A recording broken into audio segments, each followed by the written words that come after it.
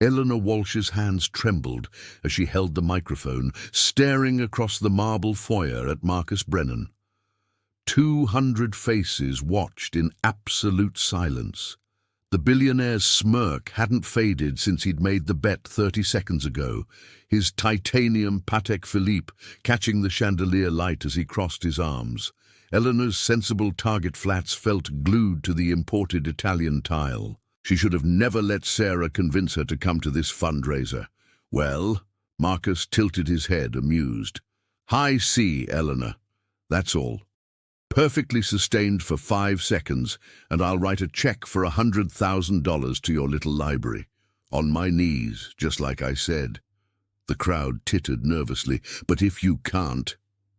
He shrugged. The gesture somehow both casual and cruel. Eleanor's throat felt like sandpaper. She hadn't sung, really sung, in 14 years. 36 hours earlier, Eleanor had been kneeling between the young adult fiction stacks, her knees protesting against the industrial carpet as she restocked returned copies of The Hunger Games for what felt like the 1,000th time that month. The Portland Public Library's Bayside branch wasn't glamorous, but it was hers. Well, not hers exactly. She was the head librarian, not the owner. But after 22 years, the place had seeped into her bones like the persistent Maine dampness that warped the window frames every November. "Eleanor, you've got to come." Sarah Martinez appeared at the end of the aisle, her yoga pants and fleece jacket still damp from the October drizzle outside. Sarah ran the children's literacy program and had been Eleanor's closest friend since they'd both started at the library the same week in 2002. Young and idealistic, and convinced they'd change the world one book at a time. "Come where?" Eleanor didn't look up, sliding another book into place with the practiced efficiency of someone who'd organized thousands. The Brennan Foundation fundraiser, Friday night. Sarah crouched down beside her, lowering her voice, even though they were alone. Marcus Brennan bought the old Whitmore mansion on the Eastern Promenade. He's turning it into some kind of tech incubator or whatever. But first, he's throwing this massive charity event. All the local non-profits are invited. Eleanor finally looked at her friend. Sarah's dark eyes were bright, with an enthusiasm Eleanor recognized. The same look she got when a kid who'd never checked out a book before asked for a library card. "Sarah, I hate those things." "I know, but listen. The foundation is giving out grants. Real money. Eleanor. Like enough to finally fix the roof in the reference section, enough to update our computer lab, maybe even enough to save Mrs. Chen's position." That got Eleanor's attention. Margaret Chen, their part-time cataloguer, had received her layoff notice last week. Budget cuts, the city manager had said, inevitable given the economic climate. Margaret was 63, planning to work until 65 so she could maximize her social security. Her husband's medical bills from his stroke last year had emptied their savings. "How much money are we talking?" Eleanor asked. "Up to 50,000 per organization. They're selecting 10 recipients Friday night." Eleanor sat back on her heels, a worn copy of Divergent still in her hand. $50,000. They could save Margaret's job, replace the ancient heating system that left the children's section freezing every winter, maybe even expand their ESL program for the Somali and Cambodian families who'd been flooding into Portland over the past 5 years. "There's a catch, isn't there?" Eleanor said. Sarah's enthusiasm dimmed slightly. "You have to attend the gala. Network. Make your case. Smile at rich people." She grimaced. "I know it's not your thing." Eleanor stood, her knees cracking audibly. At 42, she felt every year of standing on hard floors and hunching over circulation desks. "It's definitely not my thing." "But will you do it? For Margaret? For the kids?" Eleanor looked around the library. The scuffed floors, the outdated computers, the water-stained ceiling tiles they covered with cheerful posters to hide the damage. She thought about Marcus Brennan, whom she'd never met, but whose face was plastered across every Portland newspaper and website. Tech billionaire returns to hometown, transforms waterfront, brings innovation and opportunity. The articles never mentioned the apartments his developments had priced out. The locals who could no longer afford to live in neighborhoods their families had occupied for generations. "Fine," Eleanor said, "but you're coming with me, and I'm not wearing heels." Sarah hugged her, nearly knocking the book from her hands. "Thank you, thank you. It'll be painless, I promise." It wasn't painless. Friday evening, Eleanor stood in front of her bedroom mirror, tugging at the hem of the only dress she owned that could possibly qualify as formal, a navy blue sheath she'd bought for her cousin's wedding 3 years ago and hadn't worn since. The dress was fine, respectable, but next to the designer gowns she knew she'd see tonight, she'd look exactly like what she was, a middle-class librarian trying not to embarrass herself. "Mom, you look nice." Her daughter Mia appeared in the doorway, 16 years old and beautiful in the careless way teenagers could be, her dark hair in a messy bun, her father's green eyes studying Eleanor with something between affection and pity. "Nice like presentable at a funeral? Nice or nice like you won't humiliate yourself nice?" Eleanor asked. Mia came into the room and straightened Eleanor's collar.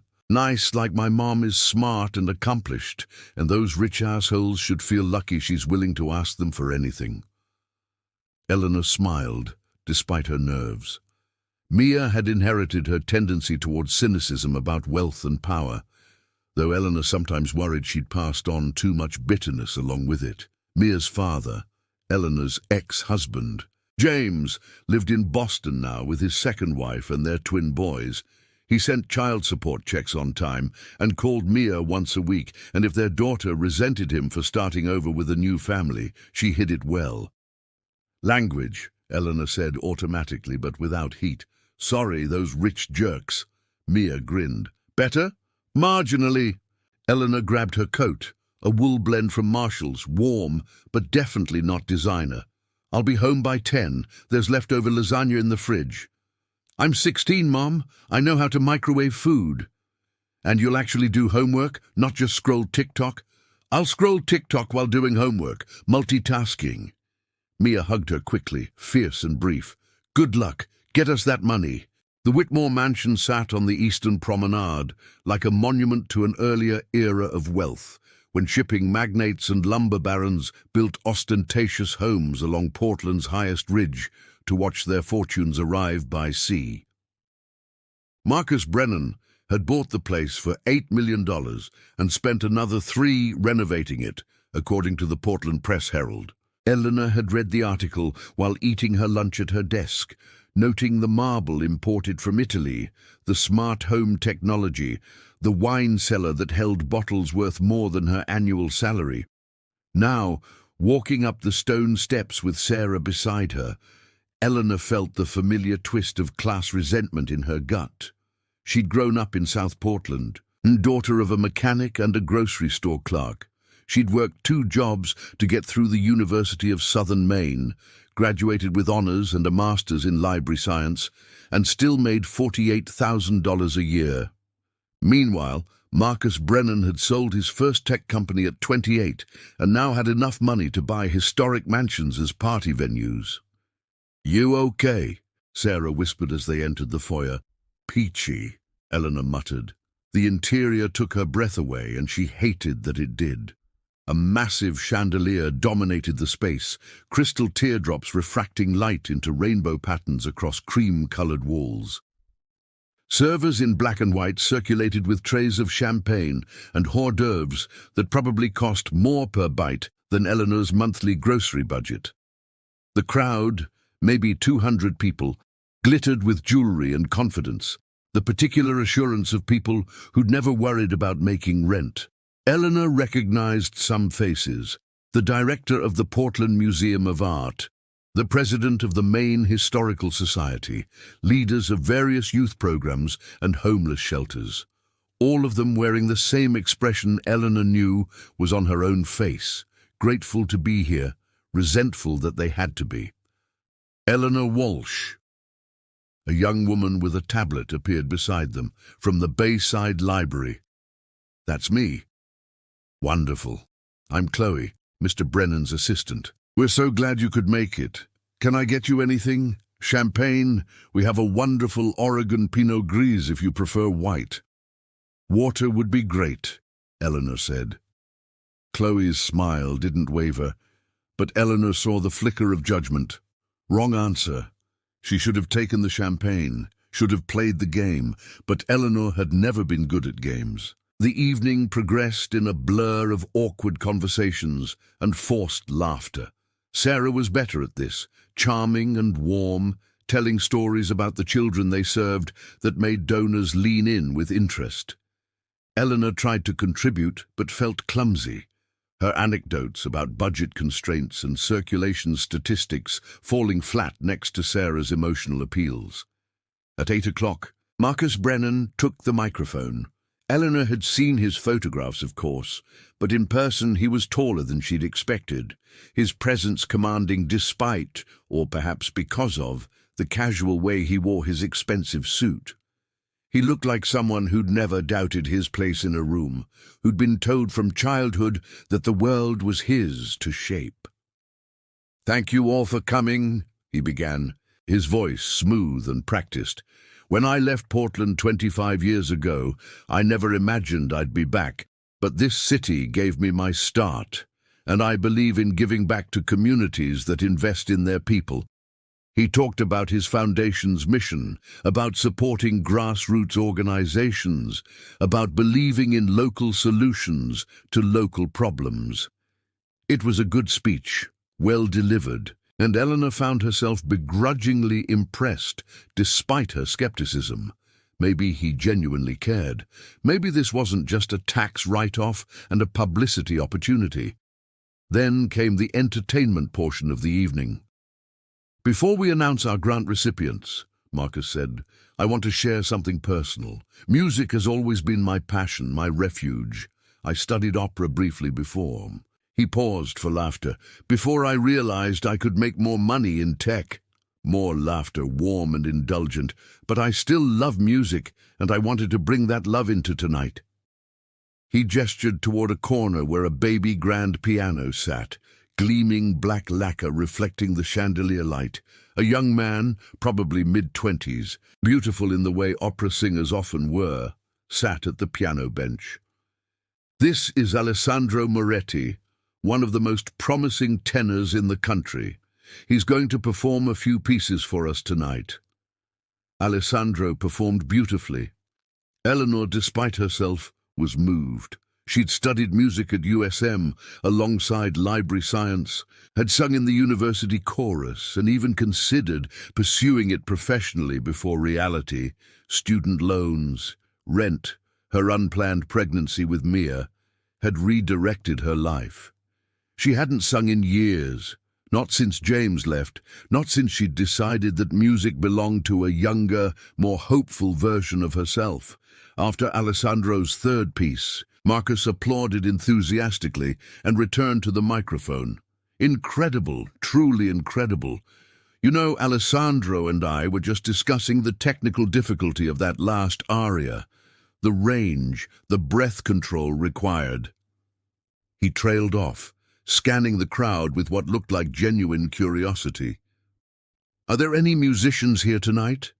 Anyone who appreciates the craft?" A few hands went up tentatively. Eleanor kept hers down. "Come on," Marcus encouraged. "Don't be shy. This is a fundraiser, after all. We're all friends here." Sarah elbowed Eleanor gently. "You should raise your hand." "Absolutely not," Eleanor whispered. But Marcus was walking through the crowd now, engaging people who'd raised their hands, asking about their musical backgrounds. A woman from the Historical Society had played violin in college. A man from the youth center sang in his church choir. Marcus listened to each story with apparent interest, asked follow-up questions, made them feel seen. Then his path brought him directly to Eleanor and Sarah. "And you two?" He smiled at them, and Eleanor noticed his teeth were too perfect. Veneers, probably. "Any musical talent hiding here?"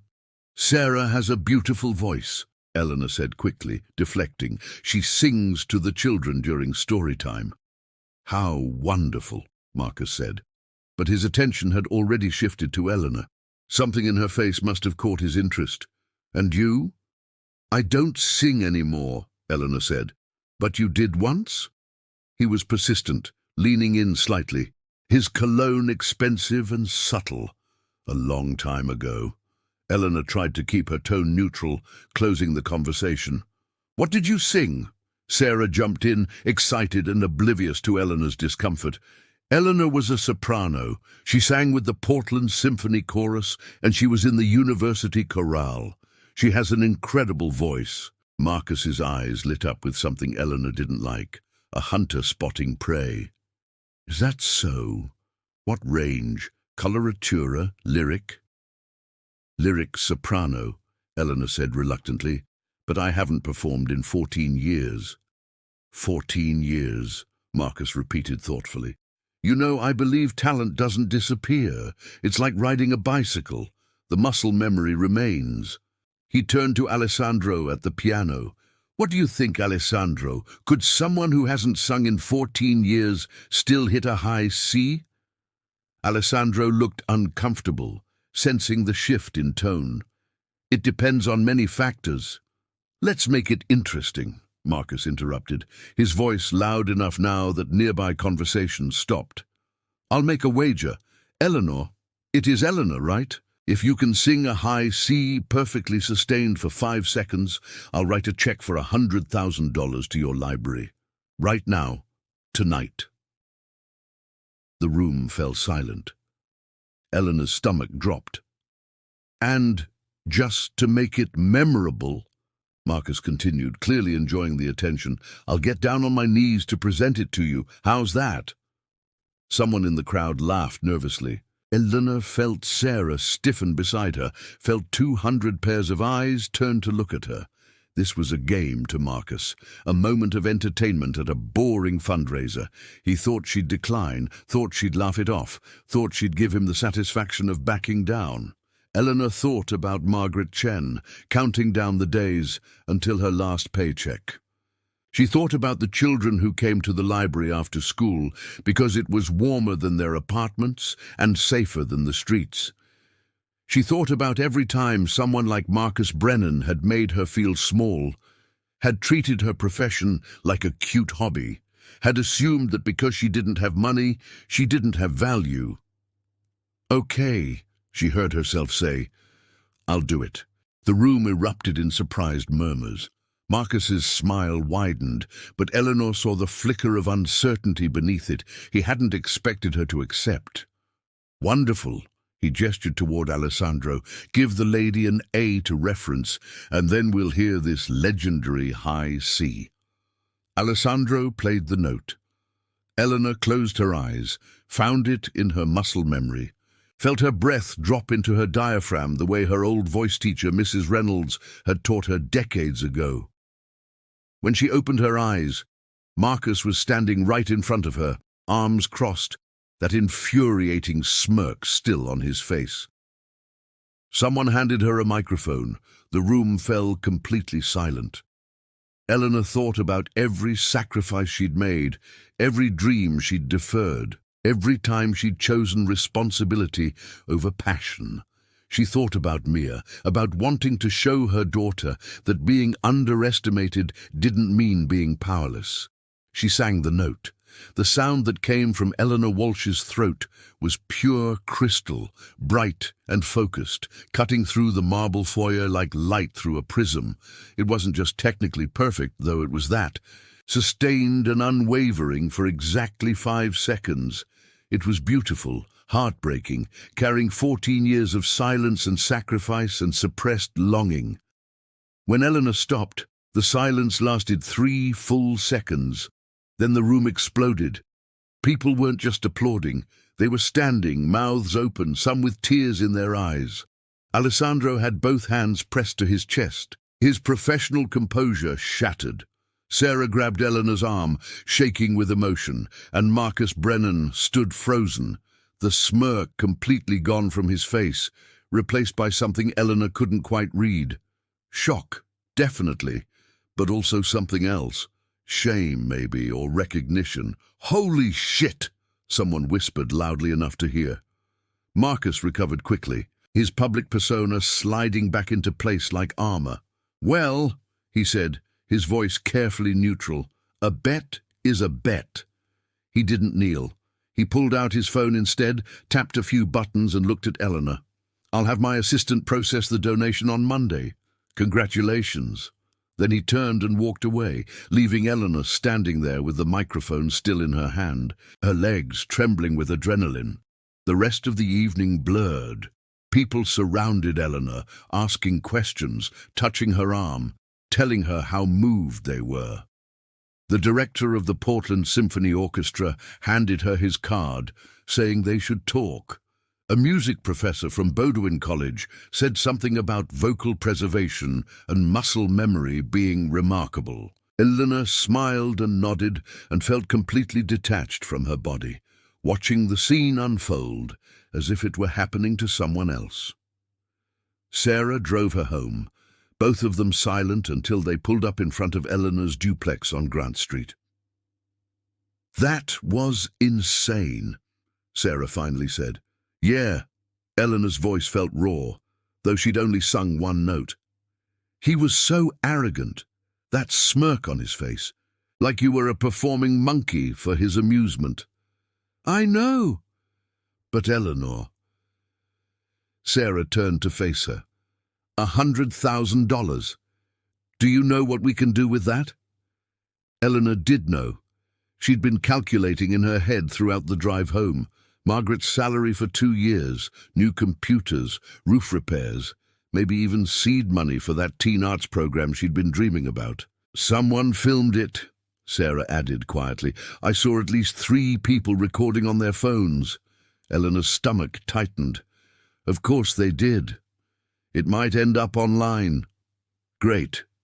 Eleanor opened the car door. Just what I need to be a viral video. But she wasn't thinking about that as she climbed the stairs to her second-floor apartment. She was thinking about how it had felt to sing again, how her body had remembered something she'd tried to forget, how for 5 seconds she'd been entirely herself in a way she hadn't been in years. Mia was asleep on the couch, physics textbook open on her chest, earbuds still in her ears. Eleanor covered her with a blanket and went to her own room, changed into her pajamas, and lay in bed staring at the ceiling. Her phone buzzed with texts from numbers she didn't recognize, but she ignored them. She dreamed about singing, about standing on stages that stretched on forever, about her voice echoing in spaces so vast she couldn't see the walls. By Saturday morning, Eleanor was viral. She woke to 37 missed calls and a text from Sarah. "Check Twitter, OMG." The video had been posted by someone named Portland Socialite with the caption, "Billionaire Marcus Brennan makes bet with local librarian. You won't believe what happens next." It had been retweeted 15 times. The YouTube upload had 200,000 views. Eleanor sat on her bed, watching herself on a stranger's phone screen. The angle was from the side, capturing Marcus's smirk in profile, catching the moment when Eleanor's voice transformed the room. The comment section was already filling up. She destroyed him with that note. The look on his face when she actually did it. This is what talent looks like when it's been hiding. Someone sign this woman immediately. Rich people playing games with people's livelihoods is disgusting, but also her voice. By Sunday, the video had 2 million views. News outlets picked it up, local first, then regional, then national. Librarian's perfect note humbles tech billionaire at charity event. Viral video shows classical talent hidden in Portland Library. Marcus Brennan's bet backfires spectacularly. Monday morning, Eleanor arrived at the library to find a camera crew from Channel 6 waiting outside. "Mrs. Walsh, can we get a statement? How does it feel to be an internet sensation?" Eleanor pushed past them, Sarah running interference, and made it inside to find the entire staff gathered around the circulation desk, grinning. "Our celebrity has arrived," called Tom Chen, Margaret's husband, who volunteered at the library on his good days. "Should we be getting your autograph now? Before you're too famous?" Margaret hugged Eleanor, her eyes wet. "I heard about the donation. Eleanor, you saved my job." "I just sang a note," Eleanor muttered, embarrassed. "You did more than that," Margaret said. "You stood up to that pompous—" She glanced at the children's section and lowered her voice. "That arrogant man. You showed him." The phone started ringing. Media requests, interview offers, someone from the Today Show asking if Eleanor would be interested in appearing on their Extraordinary Americans segment. The Portland Symphony called to formally invite her to audition for their next production of Messiah. A vocal coach in Boston offered free lessons if Eleanor wanted to resume training. Eleanor declined everything except the symphony audition. She'd schedule that eventually, maybe, and tried to focus on work. But it was impossible. Patrons who'd never spoken to her before stopped by the desk to congratulate her. Teenagers recognized her from TikTok. A group of elderly women from the St. Elizabeth's Choir came in specifically to meet her, bringing homemade cookies. By Wednesday, the video had 5 million views.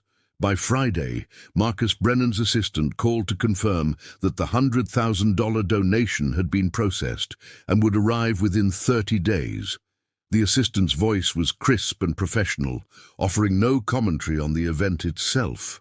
Eleanor thought that would be the end of it. The internet would move on to the next viral moment, and she'd return to her normal life, restocking books and helping students find research materials and processing interlibrary loan requests. Then, Saturday morning, a black Mercedes SUV pulled up in front of her duplex. Eleanor was in her kitchen making coffee when she heard the knock. Mia was at her dad's for the weekend. So Eleanor was alone when she opened the door to find Marcus Brennan standing on her porch. He looked different than he had at the fundraiser, less polished, wearing jeans and a simple black sweater, his hair slightly disheveled, as if he'd been running his hands through it.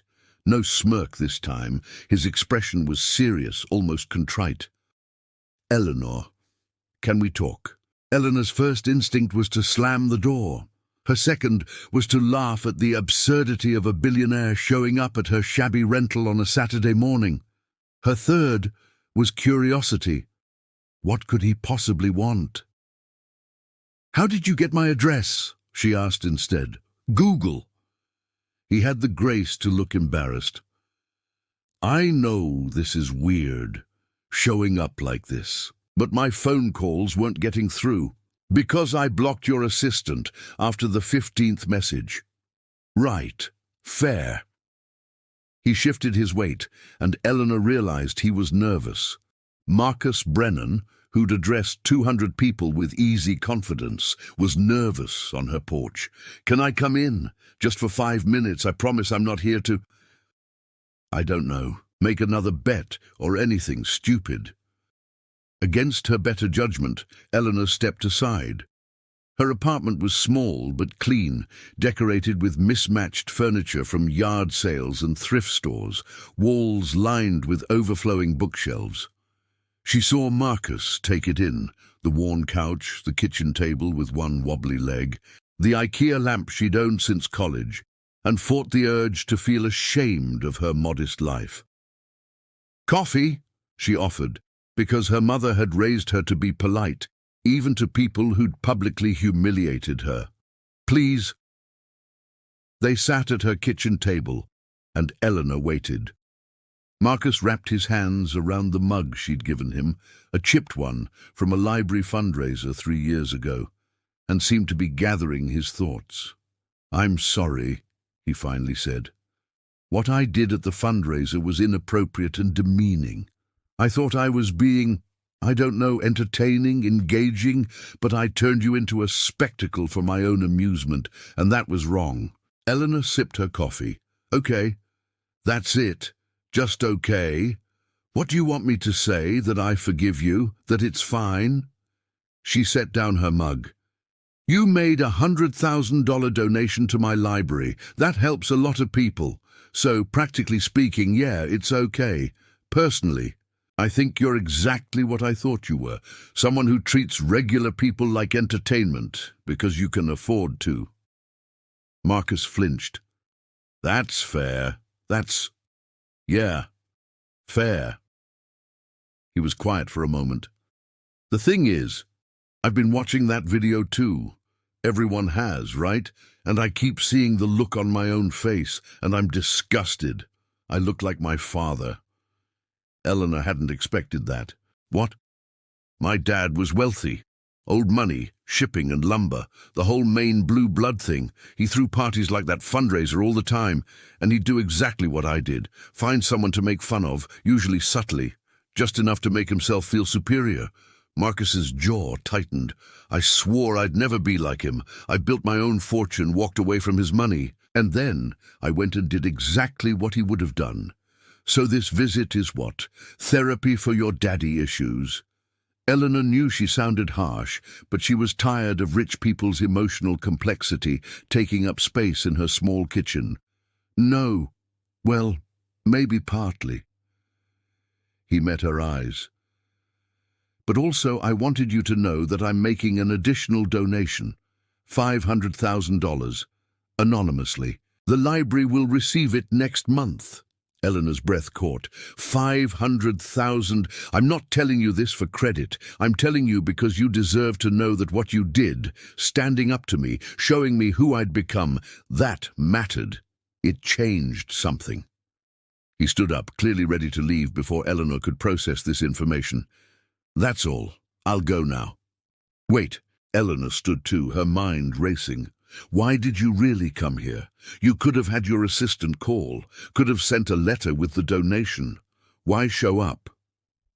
Marcus hesitated at her door. "Because I wanted you to see that I'm trying to be better. And because—" He paused. "Because when you sang that note, I heard something I haven't heard in a long time. Joy. Real, authentic joy. Even though I'd tried to humiliate you into performing, and I wanted to understand how someone could find that joy despite people like me." After he left, Eleanor sat back down at her kitchen table and cried. Not from relief about the money, though that was overwhelming. She cried because she'd heard something in Marcus's voice that she recognized, the loneliness of trying to be more than what you were raised to be, and failing, and trying again anyway. That week, Eleanor received 17 interview requests, 6 job offers, and 1 marriage proposal from a man in Nebraska who'd seen the video and decided they were soulmates. She declined everything except an interview with Maine Public Radio. The journalist was respectful, asked thoughtful questions about funding for libraries and arts education, didn't treat Eleanor like a curiosity. She also called the Portland Symphony and scheduled her audition for the Messiah production. The director, a warm woman named Patricia Lombard, sounded thrilled. "We've been trying to reach you," Patricia said. "Your voice is extraordinary. Where have you been hiding?" "In the stacks," Eleanor answered, and Patricia laughed like she understood. The anonymous donation arrived as promised. The library board held an emergency meeting to decide how to allocate it. Margaret Chen's position was secured. The roof would be repaired. The computer lab would be modernized. And Eleanor's teen arts program, the one she'd been proposing for 3 years, was approved with full funding. Mia came home from her dad's weekend visit buzzing with energy. Everyone at Dad's neighborhood saw the video. Even the twins were singing about it. His wife said you were quite impressive. Mia rolled her eyes at her stepmother's lukewarm praise. Dad said he always knew you could sing, but that you chose not to pursue it. Eleanor felt the familiar sting. James had said similar things when they were married, framing her decision to focus on stable employment and raising Mia as if it had been a casual choice rather than a necessity, as if she wouldn't have loved to pursue music professionally, as if they'd ever had the kind of financial cushion that would have made that possible. Your dad's right, Eleanor said carefully. I did choose. I chose you. I chose stability, and I don't regret it. Mia hugged her fiercely. I know, Mom, and the video is amazing. You're amazing, but... She pulled back, searching Eleanor's face. Are you okay? Like, really okay? This has all been so weird. Eleanor thought about the question. Was she okay? She'd been transformed into a viral sensation, received life-changing money, been apologized to by a billionaire in her own kitchen, and reopened a part of herself she'd kept locked away for 14 years. I think so, she said honestly. I think I'm figuring out what being okay actually means. Duki. 3 weeks after the video went viral, Eleanor received a registered letter from Brennan Foundation. She signed for it at the library, her hands strangely steady as she opened the envelope in her small back office. Inside was a formal letter on heavy cardstock, the Brennan Foundation letterhead embossed in silver. Dear Ms. Walsh, the Brennan Foundation is launching a new initiative, the Arts Access Program, dedicated to identifying and supporting talented individuals whose circumstances have prevented them from pursuing artistic careers. We believe exceptional talent exists beyond traditional conservatory pipelines, and we are committed to removing barriers to artistic development. Based on your demonstrated vocal ability and your commitment to serving your community through the Portland Public Library, we would like to offer you a position as the program's first Arts Fellow. The fellowship includes a 2-year stipend of $85 per year, full tuition coverage for private vocal instruction with a teacher of your choice, housing support if needed, healthcare benefits, a professional debut recital sponsored by the Foundation. This fellowship is designed to allow you to develop your artistic gifts while maintaining your connection to community service. We ask only that you work part-time, 20 hours per week, as a consultant to the Foundation, helping us identify other talented individuals who could benefit from similar support. If you're interested, please contact my office to schedule a meeting.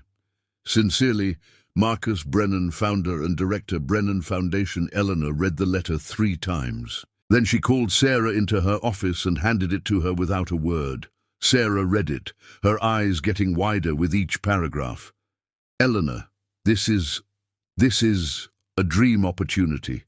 It's guilt money, Eleanor said flatly. Who cares? It's $85,000 a year. You could finally pursue singing seriously. You could work with world-class teachers. I'd have to leave the library.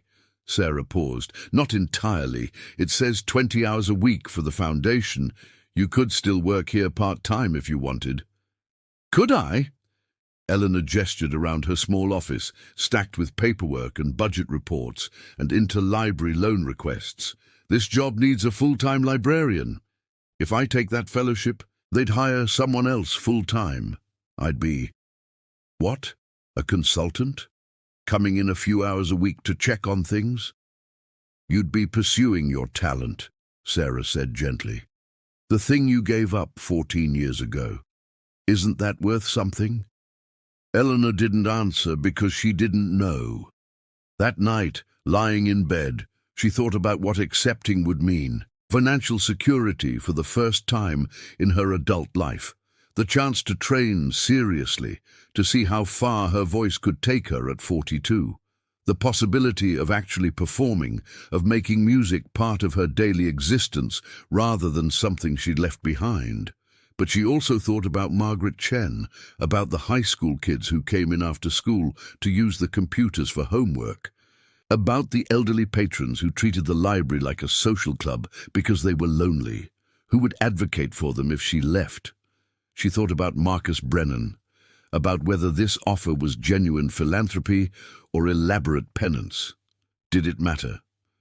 Could she accept something good, even if it came from complicated motivations? Mia found her the next morning, still in bed, though it was past 9 on a Saturday. Mom, you okay? Eleanor showed her the letter. Mia read it silently, her expression unreadable. "What do you think?" Eleanor asked. "I think—" Mia chose her words carefully, sounding older than 16. "I think you're scared that if you take this, you're abandoning something. But Mom, you've spent my entire life putting everyone else first. The library, the community, me. Maybe it's okay to choose yourself for once." "That's very mature of you," Eleanor said, trying to lighten the moment. "I learned it from watching you." Mia sat on the edge of the bed. "But I also learned that sometimes being responsible means you never get to be happy. And that sucks."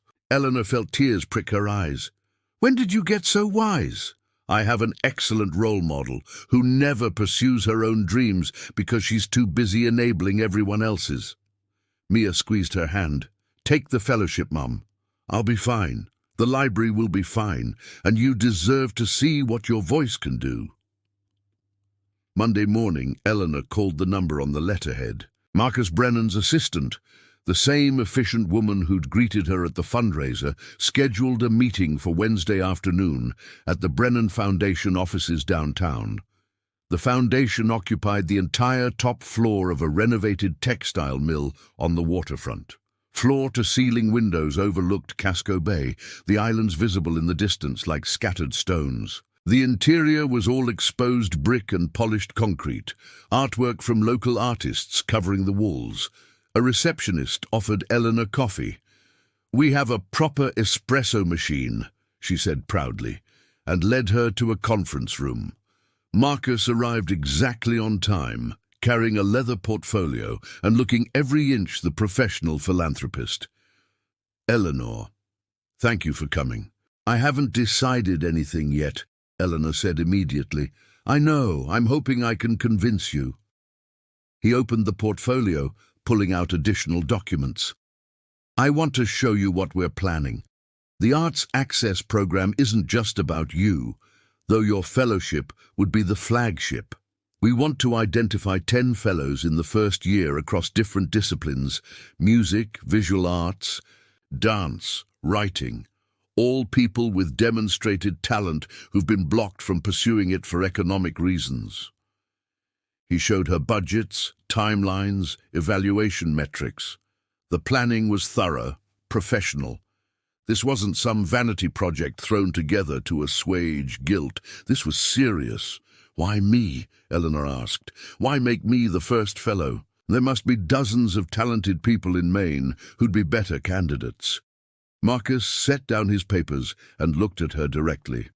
"Because you're not just talented, you're credible. When people see that a 42-year-old librarian can develop into a serious classical vocalist, they'll believe this program works. You prove the concept, so I'm a marketing tool. You're a symbol," he corrected. "There's a difference, and yes, that's part of it, but also—" He hesitated. "I need to see this work. I need to know that I can build something good, not just profitable.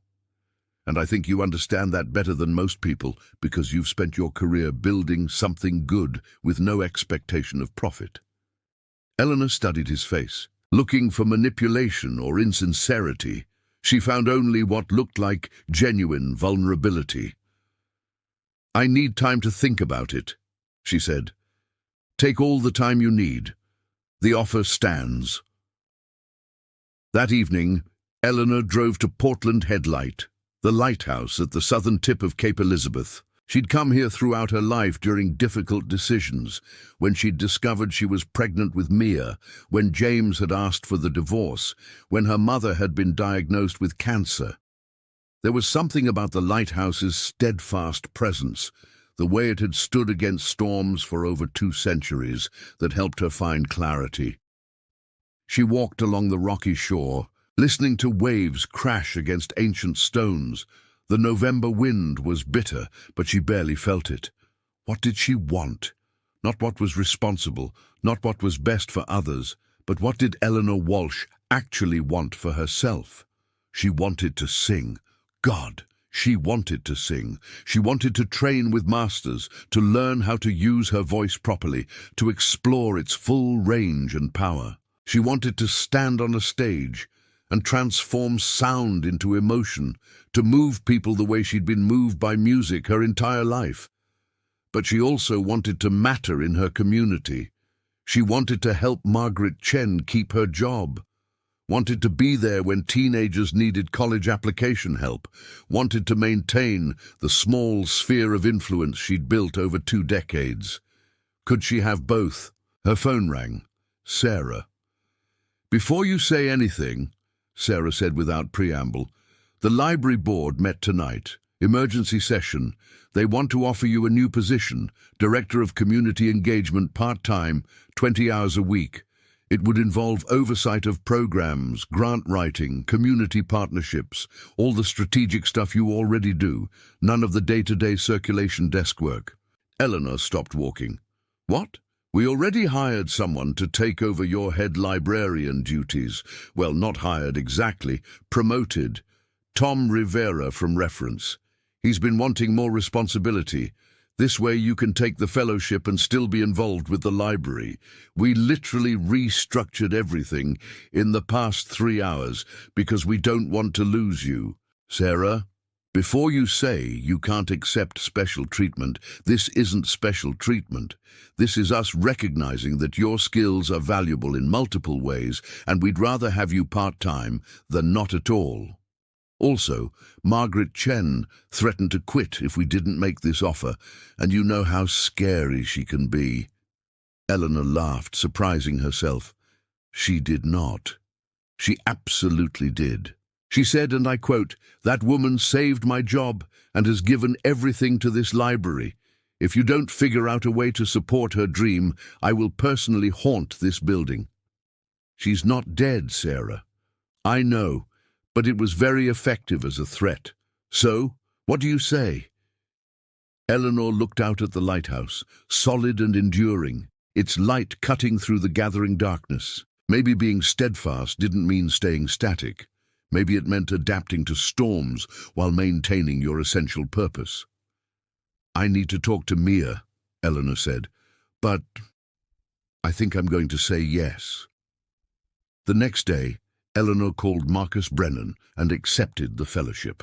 2 weeks later, she started vocal training with Patricia Lombard's recommended teacher, Marianne Rothstein, a former Metropolitan Opera soprano who'd retired to Maine and took on only a handful of serious students.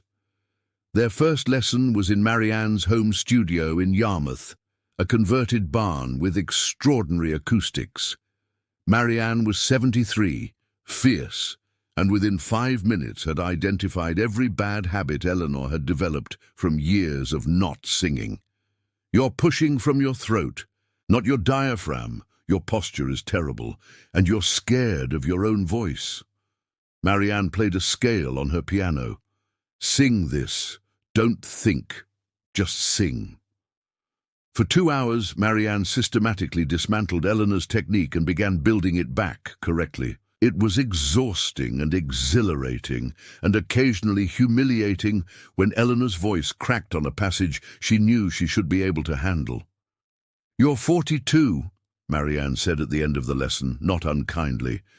"You have maybe 10 years before your voice starts to decline naturally. Maybe 15, if you're lucky. That's not much time to build a serious career. But your instrument is extraordinary. If you work harder than you've ever worked at anything, you might actually become something remarkable." Eleanor left that first lesson shaking. She'd expected encouragement, perhaps some gentle technique correction. Instead, Marianne had offered her brutal honesty and a vision of what might be possible if Eleanor was willing to sacrifice comfort for excellence. That night, Mia found her mother at the kitchen table, crying. "What happened? Is it the singing?" "My teacher basically told me I've wasted my talent for 14 years and I'll probably never make up the lost time." Eleanor wiped her eyes. "She's right. And it hurts, and I don't know if I can do this." Mia sat down across from her. "Mum, you raised me while working full-time in a job that barely pays anything. You volunteered for every school event. You helped me with every project. You never complained even when Dad left us with basically nothing. If you can do all that, you can handle some mean old lady telling you to sing better. She's not mean, she's honest. Same thing when you're talking about something that matters. Mia reached across the table. You can do this. You're the strongest person I know. You just have to believe in yourself the way you've always believed in everyone else. Over the next month, Eleanor established a new rhythm. She worked at the library 3 days a week, focusing on grant writing and program development. She took voice lessons twice a week with Marianne, who remained brutally honest and occasionally offered a word of praise that felt like winning the lottery. She spent 10 hours a week at the Brennan Foundation, reviewing applications from artists seeking support, helping develop evaluation criteria, slowly building the infrastructure for the Arts Access program.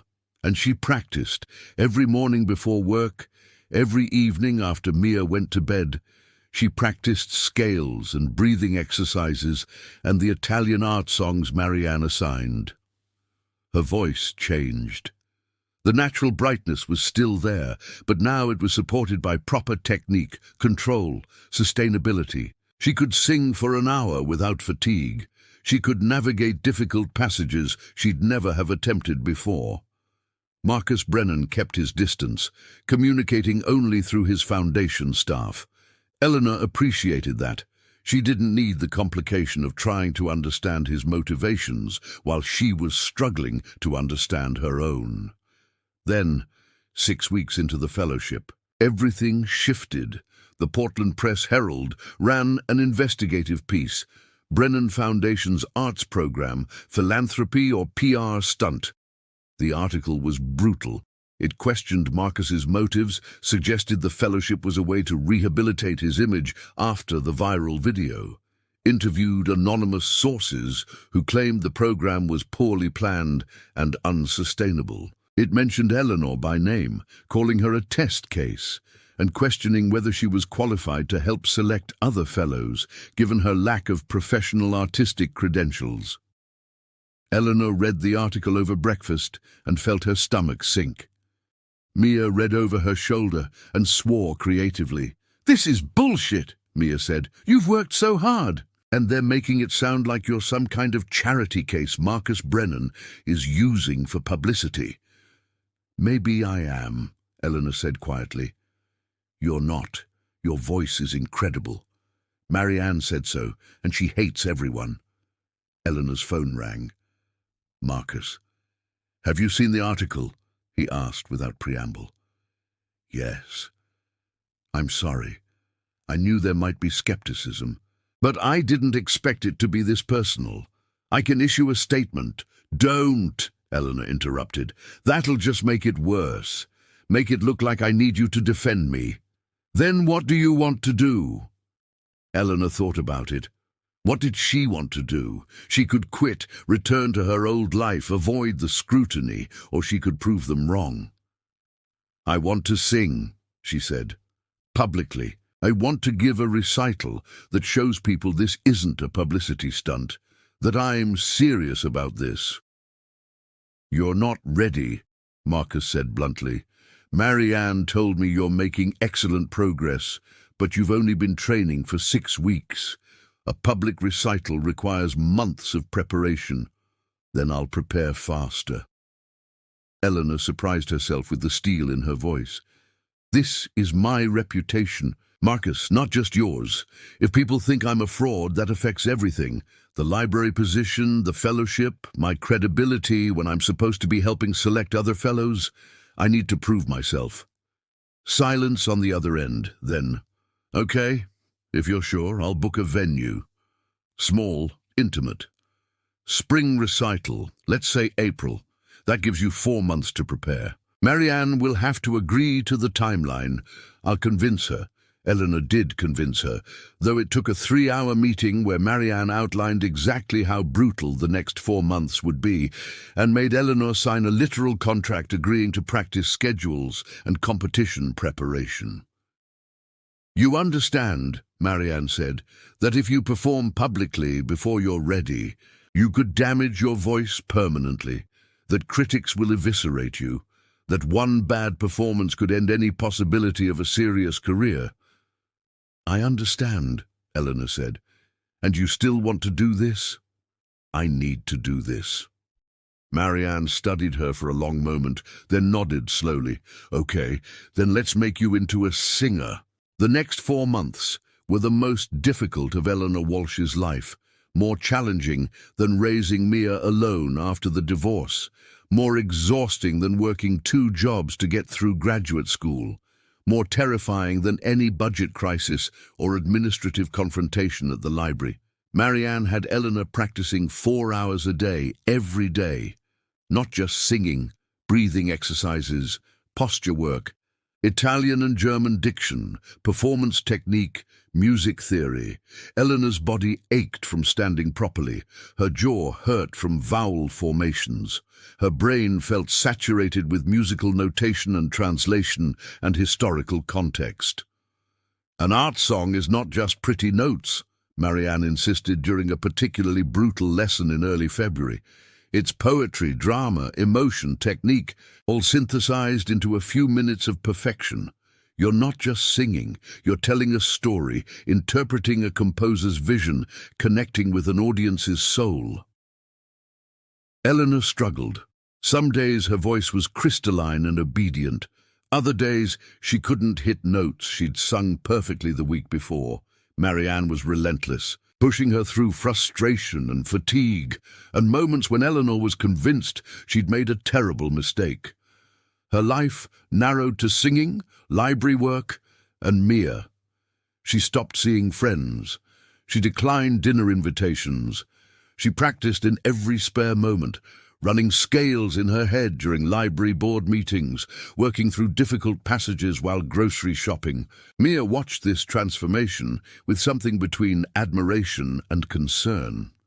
"Mom, you're kind of obsessed," she said one evening in late February, finding Eleanor at the kitchen table at 10 p.m., still reviewing sheet music.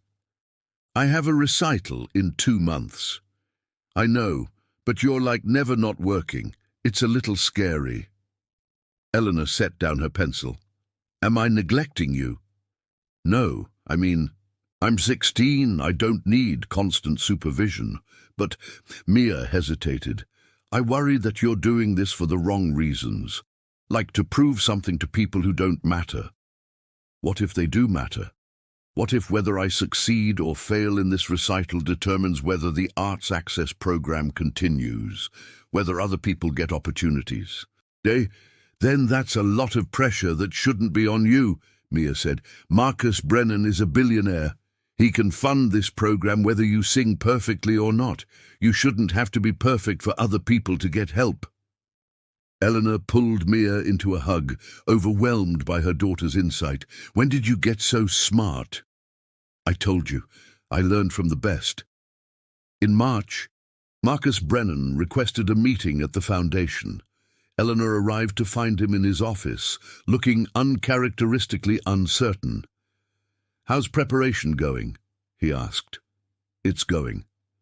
Eleanor didn't elaborate. She'd maintained professional distance from Marcus since accepting the fellowship, communicating mostly through foundation staff, avoiding personal conversations. "I've been getting pressure to cancel the recital," Marcus said. "Board members, investors, people who think this program is a distraction from the Foundation's core mission. They're saying that if your performance doesn't meet professional standards, it'll damage our credibility. So you want me to back out?" "No." Marcus leaned forward. "I want you to know that whatever happens at that recital, the Arts Access program continues. I'm writing that commitment into the Foundation's charter. Your performance doesn't determine other people's opportunities. You were right, that's too much pressure." Eleanor felt something unknot in her chest. "Why are you telling me this?" "Because I realized Mia was right." Eleanor blinked. "You've been talking to my daughter." "She emailed me, very politely informed me that I was putting unfair pressure on you and that if I didn't fix it, she'd organize a protest outside my office. A 16-year-old threatened me with activism, and honestly, I was impressed." Marcus smiled slightly. "She's a lot like you, fierce when it matters. Eleanor didn't know whether to be mortified or proud. I'll talk to her about appropriate communication channels. Don't. She was right. I've been treating this recital like proof of concept instead of what it should be, a talented woman getting to share her gift. However it goes, that's valuable on its own terms. You're not worried about the critics. The articles calling this a publicity stunt? Marcus shrugged. I've been called worse, and honestly, maybe it started as guilt. Maybe I created this fellowship because I felt bad about that video. But somewhere along the way, it became something real. You became someone I genuinely admire, not just someone I'm trying to help. Does that change anything? Eleanor thought about the question. Did it matter why Marcus had created the opportunity if the opportunity itself was genuine? Could something meaningful grow from imperfect motivations? I don't know, she said honestly, but I appreciate you telling me. The recital was scheduled for April 15th at the Portland Conservatory of Music's Chamber Hall, an intimate space seating 200 people. Marianne had selected the program carefully. Schubert, Fauré, Brahms, Barber, challenging but not impossible, showcasing Eleanor's strengths while avoiding the coloratura pyrotechnics her voice wasn't trained for. Tickets sold out in 3 days. Half went to foundation donors and board members. The other half were offered free to community members, library patrons, students. The Portland Press-Herald requested press credentials. Maine Public Radio wanted to record it for broadcast. 1 week before the recital, Eleanor had a complete breakdown. She was in Marianne's studio, working through Schubert's Gretchen am Spinnrad, when suddenly she couldn't sing. Her throat closed, her breath disappeared, her hands shook so violently she had to set down her sheet music. I can't do this, Eleanor whispered. I'm going to humiliate myself. Everyone will see that I'm a fraud, that I don't belong in this world. Marianne didn't offer platitudes. She sat down at the piano bench and looked at Eleanor seriously. You're right, you might humiliate yourself. You've trained for 4 months. Most professional singers train for years before their debut recitals. You could make mistakes. You could forget lyrics. Your voice could crack from nerves. That's not helping. I'm not finished. You could also be extraordinary. You could connect with that audience in ways that technically perfect singers never do because you understand struggle and sacrifice and the cost of pursuing something you love. Your voice might not be the most polished in the world, but it's honest. And in the end, that matters more than perfection. Eleanor wiped her eyes. What if honest isn't enough? Then you'll have tried something brave and difficult, and you'll have shown your daughter what it looks like to risk failure for something that matters. That's not a small thing, Eleanor. The night before the recital, Eleanor couldn't sleep. She lay in bed running through the program in her head, hearing Marianne's corrections, terrified she'd forget everything the moment she stepped on stage. At 2 a.m. she went to Mia's room. Her daughter was still awake, scrolling on her phone. Can't sleep either, Mia asked. Eleanor sat on the edge of the bed. I'm terrified. I know. But Mom, I've been listening to you practice for months. You're amazing. And even if you weren't, even if you bombed completely, I'd still be proud of you for trying. You're supposed to say that. You're my daughter. I'm saying it because it's true. Mia sat up, serious. My whole life, I've watched you put everyone else first. You sacrificed your dreams for me, for the library, for people you barely knew, and now you're finally doing something for yourself and you're incredible at it. So yeah, I'm proud. Not because you're perfect, but because you're brave. Eleanor kissed Mia's forehead. I love you so much. Love you too. Now go sleep. You need your voice to work tomorrow. The day of the recital arrived cold and clear, April in Maine still holding winter's grip. Eleanor spent the morning doing breathing exercises and light vocal warm-ups. She ate carefully, nothing that would affect her throat. She avoided talking except when necessary. At 3 p.m., she went to the conservatory for a sound check. The chamber hall was beautiful, wood-paneled with excellent acoustics, intimate enough that Eleanor could see individual faces in the audience, but large enough to feel significant. Her accompanist, a conservatory professor named David Chang, ran through the program with her once. Everything went well, technically. "You'll be great," David said.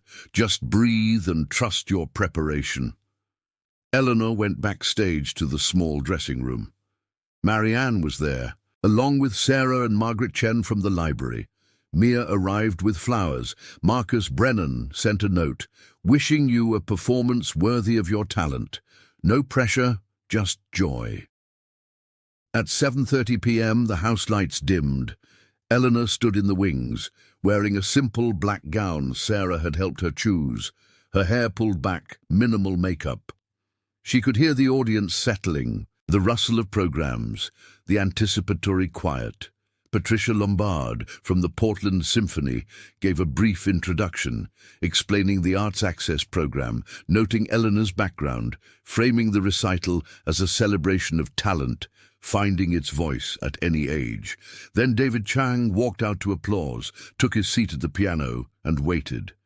Eleanor stepped onto the stage. Eleanor performs in her first major recital, overcoming nervousness to deliver an emotionally powerful performance, marked by honesty rather than perfection.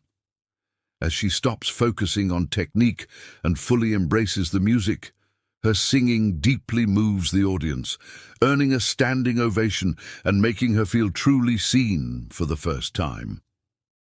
The recital changes everything. A positive press review reframes the Arts Access program as a serious initiative, leading to hundreds of applications. Eleanor is hired full-time by the foundation, continues her vocal training, builds a modest but respected performance career, and finds even greater fulfillment in helping other artists access opportunities once denied to her.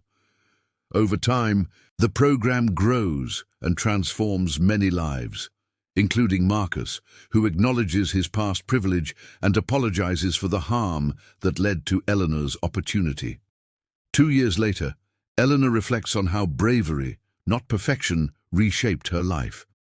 Now fully integrated as both artist and mentor, she looks forward with quiet joy, knowing her journey is built on many small, courageous choices rather than a single defining moment.